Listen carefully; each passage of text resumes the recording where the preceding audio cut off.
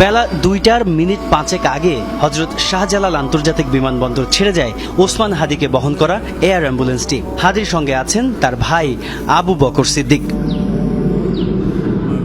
এর আগে বেলা 11:20 দিকে সিঙ্গাপুর থেকে ঢাকায় পৌঁছায় বিশেষ এই এয়ার অ্যাম্বুলেন্স।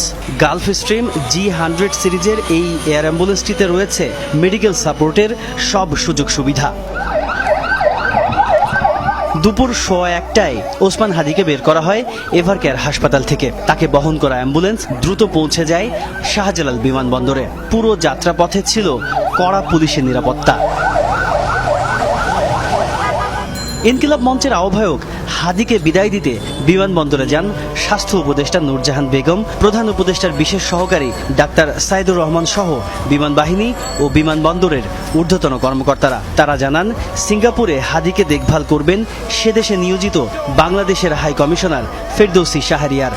সিঙ্গাপুর জেনারেল হসপিটালের সকল টিমের যারা আছেন তাদের সবার সঙ্গেই কিছুক্ষণ আগে তাদের টেলিকনফারেন্সিং হয়েছে। তারা নিশ্চিত করেছেন, এয়ার অ্যাম্বুলেন্স টিমের সঙ্গে টেলিকনফারেন্স করা হয়েছে, তারা নিশ্চিত করেছেন এবং এখন আমরা আশাবাদী যে তাকে অন্তত পক্ষে আমরা সিঙ্গাপুর জেনারেল হাসপাতালে, আপনারা জানেন এই অঞ্চলের মধ্যে নিউরোসার্জারিতে সবচেয়ে ভালো সেন্টার, এখন আমরা শুধুমাত্র হাদির জন্য দোয়া চাইব।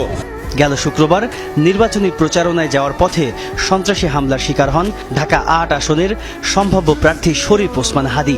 খুব কাছ থেকে তাকে গুলি করা হলে সেই গুলি মস্তিষ্ককে এফোড় করে দেয়। সেদিন থেকে জীবন মৃত্যুর সন্ধিক্ষণে ইনকিলাব মঞ্চের এই আহ্বায়ক।